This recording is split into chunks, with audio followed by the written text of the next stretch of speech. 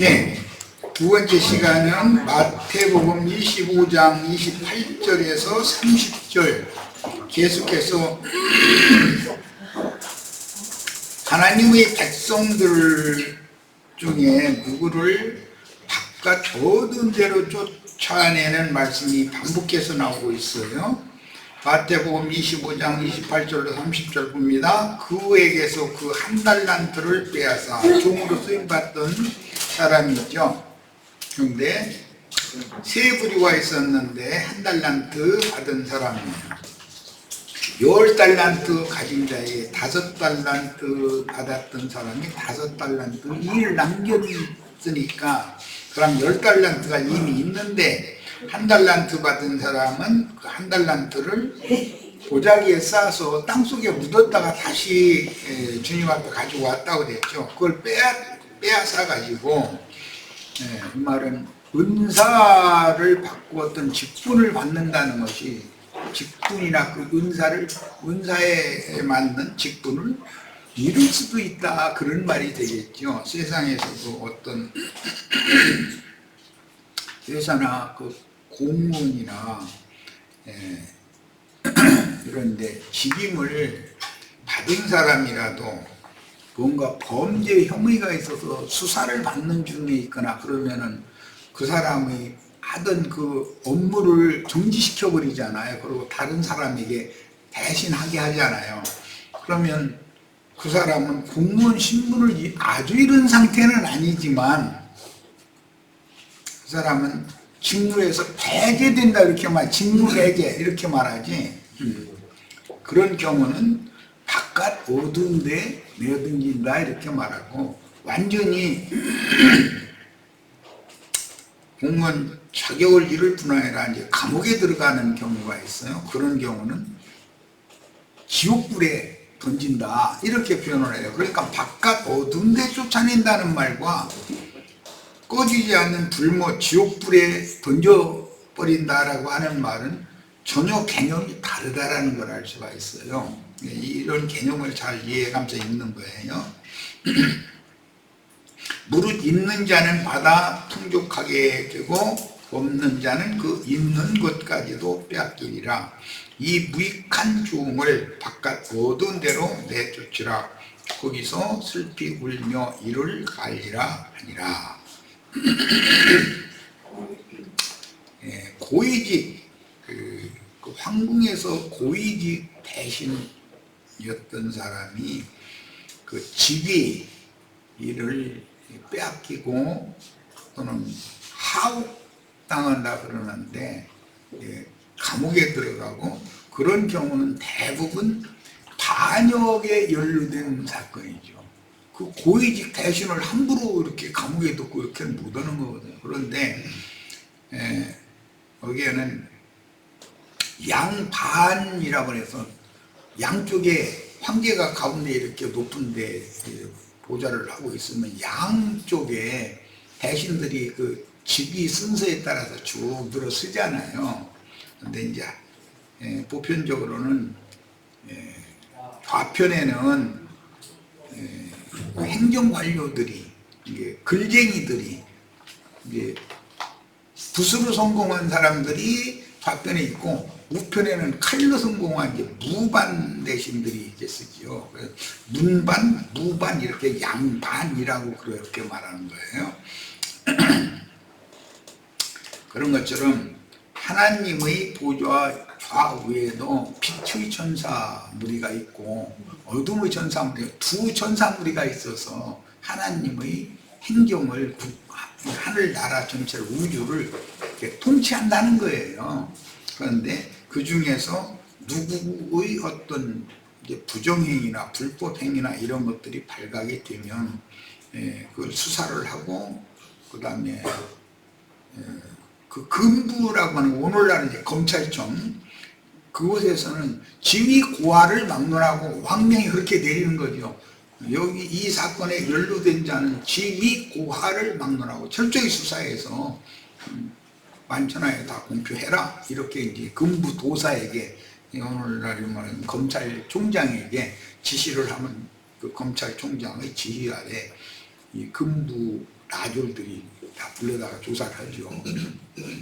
아무리 높은 지위에 있는 정승까지 그렇게 할지는 모르겠으나 어쨌든 판서대감이나 막 중승이나 이런 사람들도 어떤 경우에는 군부에 불려가서 나졸든지 직급이 낮은 직급에 있는 사람이 뭐 그 정승을 신문하고 그렇게는 못하겠지만 그 군부에서도 이제 직급이 높은 사람이 점잖은 이런 얘기도 있는데 뭐 이것은 이게 어떻게 된 일인지 좀 자세히 설명해 주세요. 이렇게 질문을 하겠죠. 수사라는 게 그렇게 하겠지. 난 뭐 그런 거 자세히는 모르겠어요.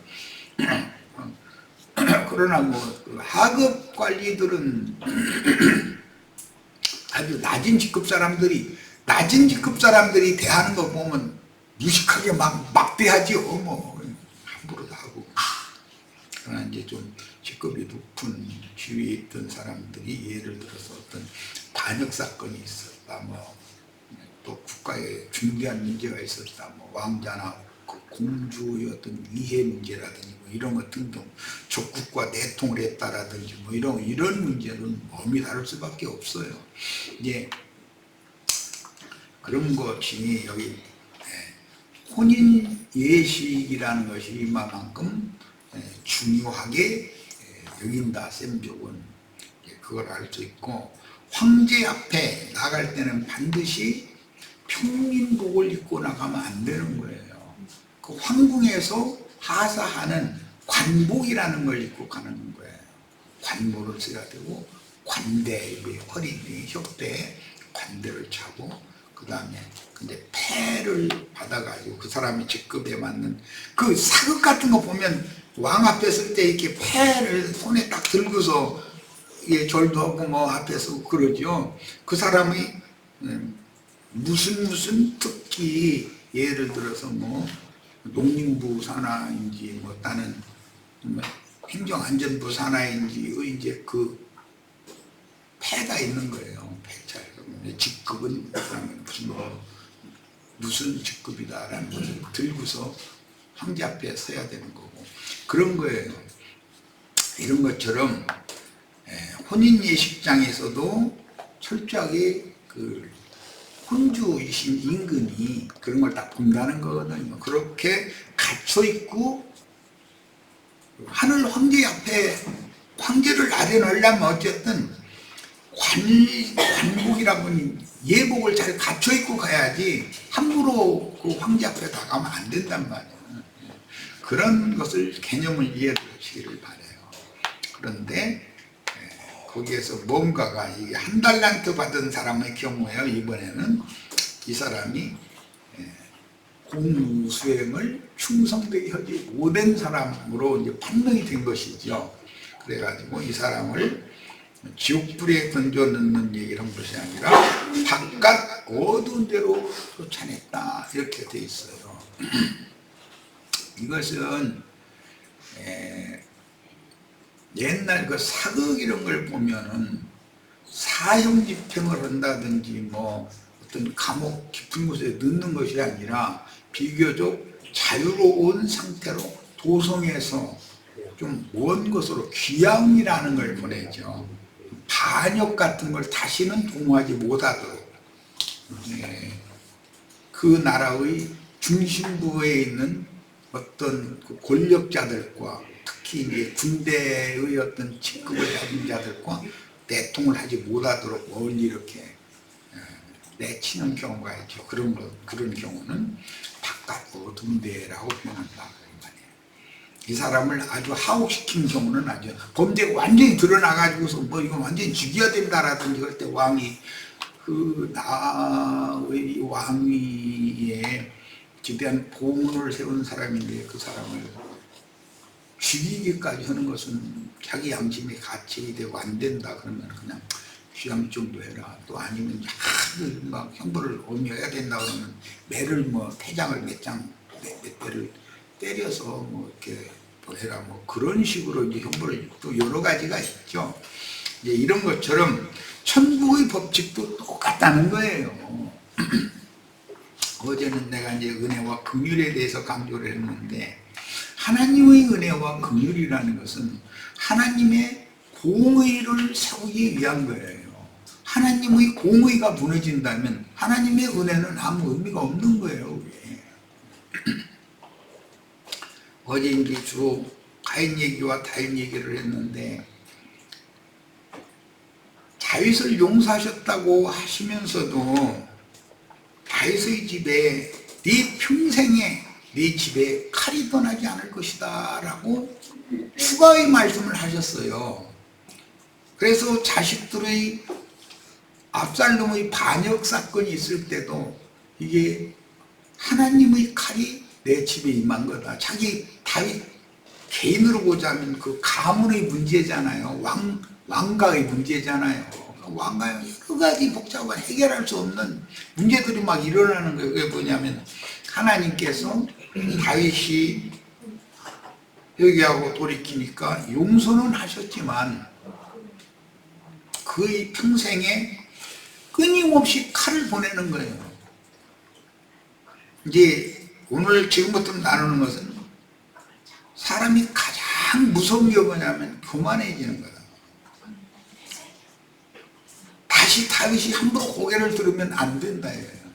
그를 이 자리에 세우기 위하여 하나님이 그와 함께 소년 다윗을 기름을 붓게 해가지고 30세가 될 때까지 다윗을 지금까지 순종을 가르치면서 여기까지 끌고 온 거잖아요. 그래서 왕위에 앉혀놨는데 그를 폐위시켜 죽여버릴 수는 없잖아요. 그러니까 용서를 하셨지만 왕이니까 백성들을 하나님이 생각하는 것처럼 불쌍히 여기고 백성들을 긍휼히 대하고 하는 것을 원하시는 하나님이니까 하나님이 다윗을 그렇게 은혜를 입히고 긍휼히 대하신다. 그걸 원하시는 거예요. 그래서 내가 어제 요압의 군권과 다윗의 정치적인 그 왕권이라고 하는 것은 전혀 개념이 다르다.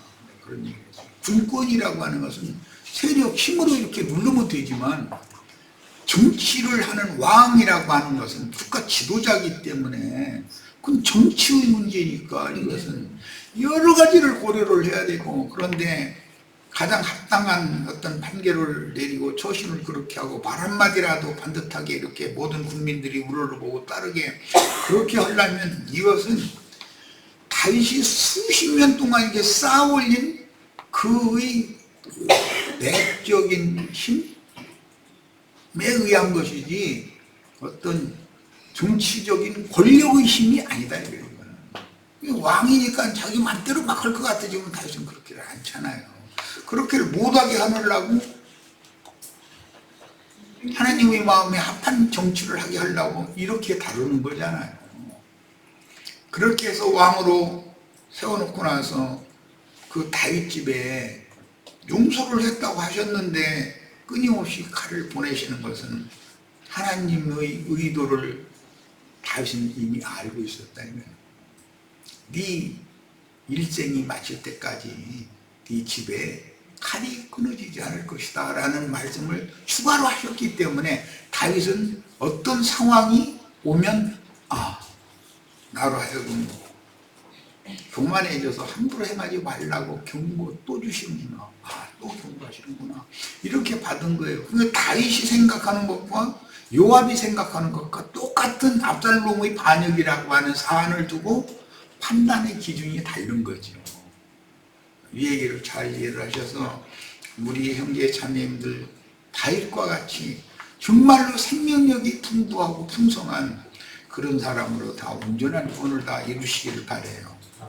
사실은 이 얘기를 하려고 하는 거예요. 자, 영으로는 죽은 자들 가운데 처음으로 살아난 하나님의 받아들인 그 영이 되어 재림하심으로 오늘 우리에게는 예수 그리스도가 재림하셨죠. 기독교인들은 재림 안 하신 주님만 믿잖아요. 기독교인들이 말하는 재림이라는 것은 세상을 심판하고 주와 그 그리스도의 나라를 세우는 그것만을 말하는 거예요. 그런데 이미 나에게 우리들의 교회 모임에 그분이 함께 임하셔서 함께 하신다고 하는 이것이 더 중요한데 창공 하늘 어디에서 뭐 무슨 이렇게 뭐 천사들 앞세워서 다 밟으러가면서 주님이 몇 월 며칠 날 어디로 오신다 이런 관념을 버리지 못하고 있단 말이에요. 그렇게 오시는 것도 아니고 나에게 이미 오늘 오신 그 주님이 우리와 함께 계신 주님이 세상 나라를 심판하고 영광의 새 세계를 새로 세운다 그 말이에요. 시작을 다시 하신다. 그런 거 보고 천지가 개벽된다 이러죠. 개벽. 우리나라 개천절이라는 하늘이 열린 날이다 이 말인데 우리 고조선을 세운 날이라는 거 그걸 기념하는 게 10월 3일이잖아요. 우리 진현이 지금 할아버지가 하는 얘기 알아듣나 모르겠네. 선생님한테 개천절이 뭔 말인지. 천지 개벽 하늘과 땅이 완전히 새 것이 된다 이 말이에요. 그럼 뭔 뜻이에요? 천지 개벽이라는 말은 성경 용어로는 새 하늘과 새 땅이 된다 그 말이에요. 그런데 새 하늘과 새 땅을 유업으로 받을 사람들의 심령과 마음이 새 영과 새 마음이 되어져야만 그게 이루어진다 이 말이에요. 단체적으로 새 우주가 된다 그런 말이에요. 자, 그 영으로 재림하심으로 그 영을 영접한 참 제자들에게는 영생을 얻은 아브라함의 신령한 복인 하늘과 땅의 모든 권세를 장자인 주님의 이름으로 분배해 주셨습니다. 구약성경에 보면 땅을 이렇게 나누는데 12지파의 지파장들이 지도를 가지고서 나눠봤죠. 그런데 자기 지파에게 분배된 그 12덩어리 땅 중에 어떤 땅을 자기 지파에게 나눠줄 때는 지파 중에서도 머리 된 어른 되는 사람들 다 오라 해가지고 각 부족대로 시족대로 어느 지역을 나눠주는데 그것을 분배받는다 그렇게 말해요. 분배를 해주는 원칙은 장자의 이름으로 명의로 장자각을 받아가지고 전체에게 나눠준다 그런 개념이. 자, 이런 것은 그러면 하나님은 항상 우주를 경영하실 때 대표성을 갖게 한다는 거예요. 그러죠? 가정에서도 대표는 누구예요? 아버지예요. 남편이에요. 예, 그건 머리인 거예요. 함부로 하면 안 되는 거예요. 아내든 자식이든.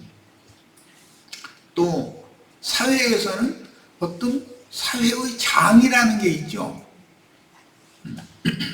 그냥 일반 공무만 취급하는 게 아니잖아요. 국가라는 건 무슨 위원회니 뭐니 해가면서 이거는 여기 은상이가 설명을 해야 나보다 더 잘할 텐데 이 양양군에도 많은 어떤 민간 단체들이 있단 말이에요. 그들을 국고로 어느 정도 지원을 해서 이걸 왜 민심을 다독이고 이 양양 군민들이 편안한 마음으로 일상생활에 자기 생업에 잘 좀 살 수 있게 그렇게 해주려면 일단은 민심을 잘 아우를 수 있는 무슨 제일 흔한 게 체육회고 있고 뭐 등등 많아요. 노인회도 있고 뭐 굉장히 많아요.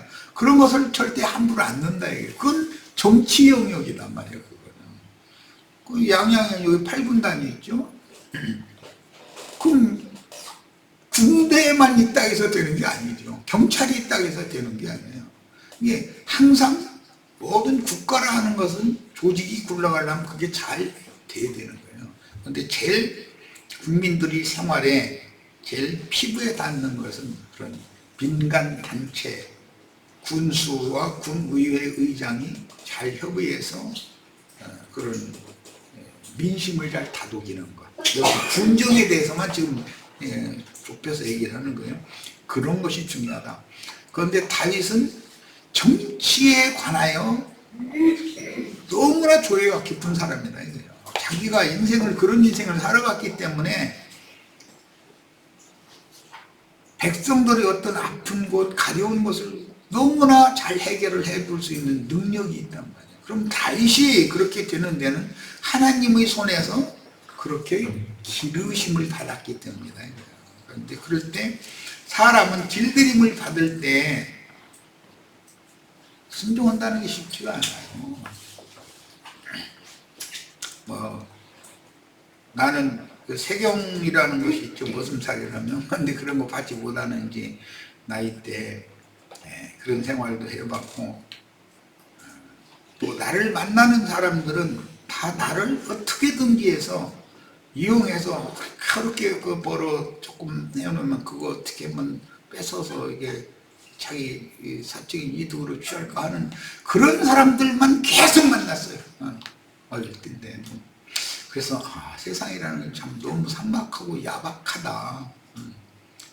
부모 없이 혼자 살아남는다는 게 이게 정말 쉽지 않은 구나, 이런 것을 너무나 절실하게 이게 몸에 익었어요. 아주 완전히. 그런데 그런 것을 경험한 것도 말씀을 읽고 그것을 이해하는 데 굉장히 도움이 됐어요. 다윗은 그런 것을 다 거쳤다는 거예요. 예수님이 세상에 와서, 사람으로 와서 인생살이의 그 삶의 애환이나 희로애락 모든 것들을 전부 다 몸소 경험을 다 했기 때문에 사람을 불쌍히 여기고 긍휼히 여길 수 있는 그런 구원자가 되신 거예요. 그렇다고 해서 예수님 하나님의 공의를 무시하고도 되느냐, 이건 아니라는 거예요. 지금 시간부터는 이제 예수님의 그런 자라나는 과정, 또 세워지는 과정에 그런 것을 거쳐서 다윗다운 다윗이 되었는데, 왕 중의 왕이라고 그러죠. 이 되었는데, 그렇다고 해서 왕보다 더 힘 있는 사람은 없잖아요. 아무리 요압이 군장이라고 그러지만 대한민국 대통령 위에 국방부 장관이나 또는 무슨 군대의 어떤 참모총장이나 뭐 이런 사람들이 대통령 명령을 거슬릴 수는 없는 거잖아요. 군대의 총사령관은 대통령이지 자기가 아니니까 대통령의 명령을 따라야 되는 사람이지. 그런데도 이제 다윗과 요압은 대비가 되는데, 요압은 왕의 허점을 이용을 해가면서 굉장히 지혜로운 사람이죠. 출세욕이 강한 사람이었었고, 그래서 이제 성경을 읽을 때 우리는 힘의 원리, 세력을 힘으로 삼는 사람들의 그들의 사고, 정신세계라고 하는 것은 하나님의 생명의 풍부함이 더 큰 힘이다라고 하는 것에 대해서 이해하기가 어려운 거죠. 모르는 거지. 군 출신으로 출세한 사람들은 생명의 풍성함이 세력의 힘을 얼마든지 누를 수 있다는 거에 대해 이해를 못해요. 그냥 힘만 기르면 뭐가 그냥 힘으로 그냥 찍어 누르면 다 되는 줄로 이렇게 생각해요. 우리나라는 불행하게 이제 그런 군부 통치도 이제 발랐었고,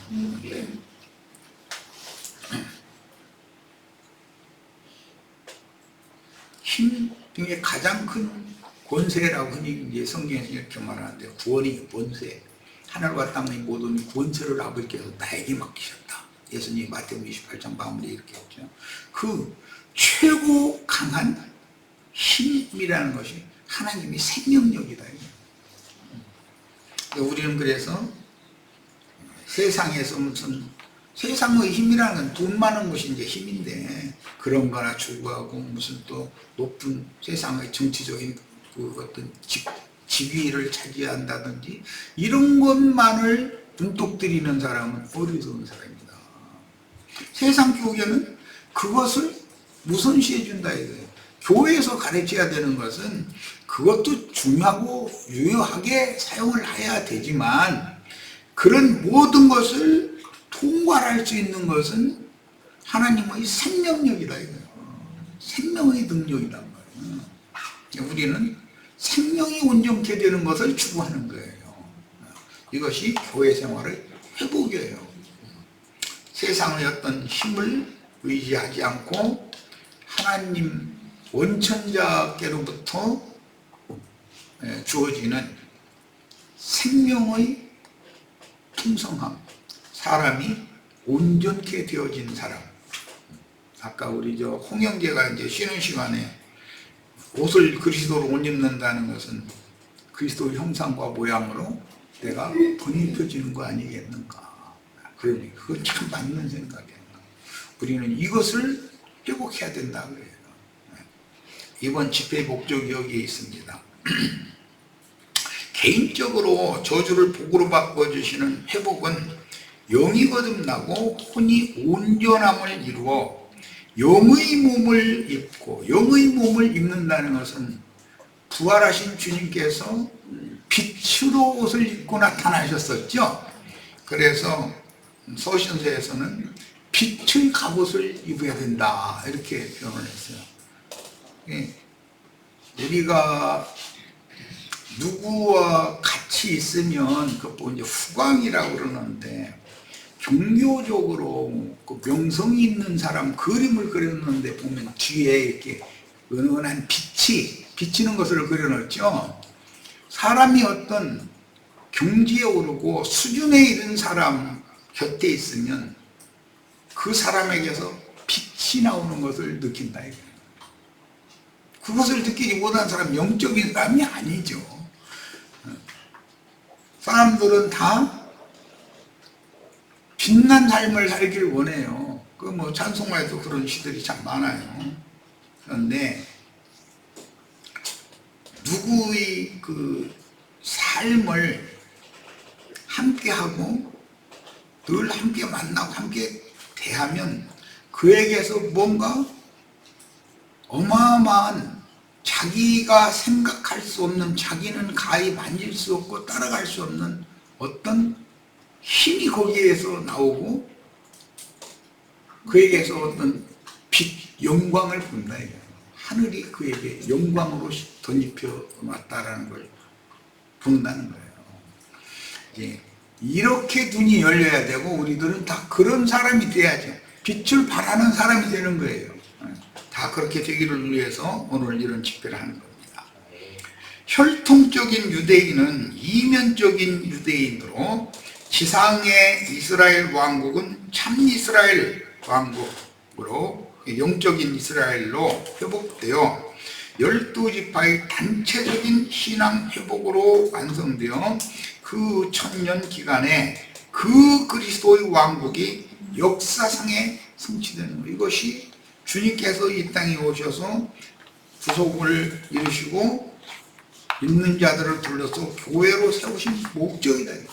교회는 새천으로 오신 주어진 그리스도를 각자의 은사와 재능이 다 있어요. 모든 사람에게는 그렇게 쓰시려고. 건축을 질 때는 여러 가지 건축 자재들이 사용이 되잖아요. 그런데 나는 나무만 되겠다, 큰 밭이는 대들보만 되겠다, 다 대들보만 있으면 대들보는 하나만 쓰고 나머지는 버리는 거죠. 각 사람마다 다 은사와 즉 재능이 다 있고, 그래서 누구의 은사는 좋다. 그런데 남이 우러러 봐야지 자기가 내가 제일이다, 내 은사가 제일이야 이렇게 하면 그것은 버림받는 거죠. 그게 바깥 얻은 대로 쫓겨난다라는 말이 그런 대상인데, 거기서 회개하고 돌이켜서 남을 나보다 낮게 여기면, 그렇게 만들어지면 이제 다윗이 용서를 받았지만 함부로 고개를 들지 못하도록 이제 평생을 살면서 자기가 저지른 그 죄악과 죄성이라고 하는 것을 용서받았지만 이 땅에서 남겨가지고 가면 안 된다. 죄성을 영원한 하늘 세계로 갈 때는 하나님의 심판대 앞에 섰을 때 더 이상은 타구거나 불사르거나 그 지적당하거나 할 것이 남겨져 가지고 가면 안 되는 거예요. 그러려면 어떻게 해요? 다윗을 용서해놓고 나서도 그 일평생에 그 다윗 집에 칼을 끊임없이 보냈다는 거예요. 거기에서 다윗은 뭘 배웠냐면 순종을 배운 거예요. 하나님 앞에 고개를 날 숙여야 된다. 내가 왕이 아니다. 내 위에 머리신 하나님이 왕이지. 나는 하나님의 그 왕권을 대행하는 사람이다 라고 항상 생각할 수밖에 없도록, 다시 생각하도록 그렇게 기름을 발랐다는 거예요. 우리 형제 자매들도 주님의 손에서 자라면서 순종을 가르침 받을 때 순종하는 법을 배우는 것. 사람이 제일 두려운 것이 뭐냐? 나도 모르게 교만해지는 것이다. 다윗이 그런 사건을 일으킨 것이 왕이 앉혀지니까 교만해져가지고 그렇게 된 거잖아요. 아무 생각도 없이. 그 일을 저지른 거란 걸 수습을 어떻게 할 거예요? 하나님께서 해결을 좀 해나가는 거잖아요. 이런 거다. 그러니까 예수 믿으면 뭐 부자 되고 뭐 사업이 잘 되고 이런 것은 생만 그건 복음과는 아무 상관없는 거짓말하는 거예요. 생명이 풍성하게 되는 거예요. 생명이 풍성, 온전한 사람이 되는 거예요.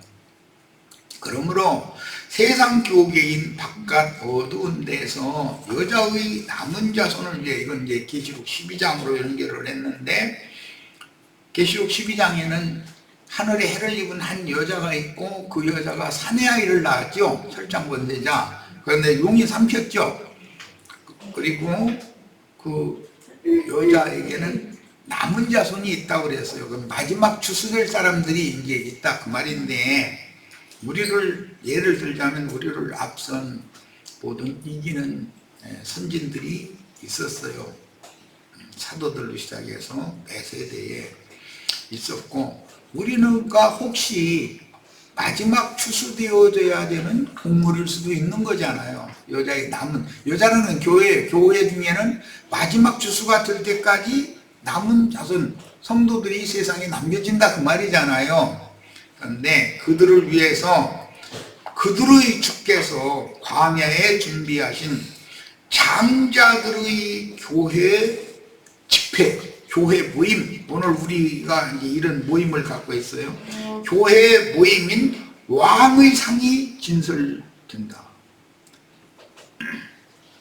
무비보셋이 다윗 왕의 상에서 왕자들 중의 하나처럼 왕의 상에서 먹었죠. 우리들이 다 이런 신앙을 회복해야 된다. 교회 생활을 회복해야 된다. 왕의 상이 진설된 교회 모임으로 도망해서 영생의 말씀으로 양육을 받아, 이것은 그리스도로 자기 체구에 맞도록 자신의 은사와 분량에 맞는 새천을 잘 재단해서 꿰매서 마름질을 잘 해가지고 이것을 입고 혼인에 들어가야 된다. 신부로 데려가 받아야 된다. 그런 말이냐. 온전케 된 의인의 영들이 되어 천국 혼인에 들어가므로 다시는 죽음이 없는 영생의 복과 영적인 영원한 심판에 대해서 바른 이해가 필요합니다. 성경에는 죽고 또 죽는, 즉 배나도 깊은 지옥 자식들 얘기도 나오고, 영이 살지만 혼도 온전케 되어져서 살고 또 사는, 즉 그러므로 영생에 들어가는 하나님의 아들들 얘기도 나와요. 성경은 항상 반대편 얘기도 기록을 하는 거예요. 왜냐하면 대조를 지켜줘야 우리같이 구직하고 무지한 인간들이 하나님의 의도를 깨달을 수가 있으니까, 이런 내용에 대해서도 깊은 관심을 꼭 가지셔야 되겠고, 죽고 또 죽는 자가 있으면 살고 또 사는 자가 당연히 있는 거예요. 지옥 자식이 있으면 천국의 자녀들이 있는 것이고, 영적 장자권자들에게 약속하신 각조의 축복인, 이거는 세상 쪽에는 그런 게 어디가 있느냐, 이제 믿는 이들이 상과 상관이 있는 이야기인데 이걸 막 부정해요. 살고 산다, 뭐 죽고 또 죽는다, 이런 얘기 자체를 그 기독교인들은 그런 개념이 성경에 있다는 것 자체를 설교를 안 해요. 그 왜 설교자들을 모르니까. 예수 믿으면 천당 가고, 뭐 천당 맡아 놓은 거고, 이 생에서는 뭐 사업이 잘 되고, 뭐 가정사가 화목해지고, 뭐 마음이 편안해지고, 뭐 이렇게 해버리는 거예요. 그거 보고 다른 복음이라고 그러는 거예요. 그런데 속으시면 안 되겠습니다. 그래서 음녀인 바깥 어두운 데로 쫓겨난 자들의 모임, 기독교계에서 하늘에 기록한 장자들의 교회 모임으로 도망하여 생명의 양육을 받다가 하늘 구름으로 데려가는 되어야 되겠습니다. 계시록 14장에는 하늘의 흰 구름에 앉아서 낯을 땅에 휘둘려서 곡식들을 걷어가시는 주님이 얘기가 나오죠. 그러니까 그 말씀 때문에 기독교계의 목회자들은 구름으로 올라간다, 구름으로 올라간다 그러죠.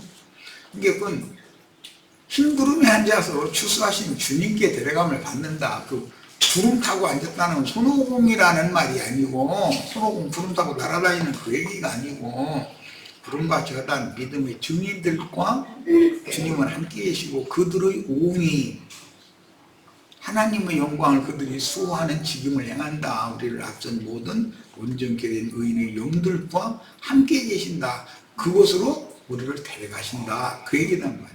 자, 여기까지 해서 오늘 오전 집회는 마치겠습니다. 해찬을 하신 다음에 오늘 날은 주진데 낮 시간은 오늘 6시 반까지는 다시 집회 장소 여기에 다 모여서 저녁 식사를 하고 저녁 집회를 또 하고 그렇게 할 겁니다. 낮 시간에 만약에 비가 많이 와서 나가시지 않으면 자유 시간을 갖다가 집회를 한두 시간을 더 가질 수도 있죠. 너무 비가 그칠 필요는 없으니까. 그런데 그들이 원래 계획은 이렇게 좀 가을 풍경이 굉장히 지금 양양이 굉장히 아름다워요. 저 앞에 가보면 꽃밭도 있고 뭐 갈대숲도 있고 뭐 그런데 그런 데라도 좀 돌아다니시고 그러면 좋을 텐데 이 날이 이렇게 굳어가지고 그때 그 나가라 거기는 그런 하여튼 알아서 들어오세요. 지체들이 남아있으면 지금 뭐 필요하다고 하면 한 타임이나 이렇게 또 해도 됩니다. 자, 오늘 오전 집회는 마칩니다.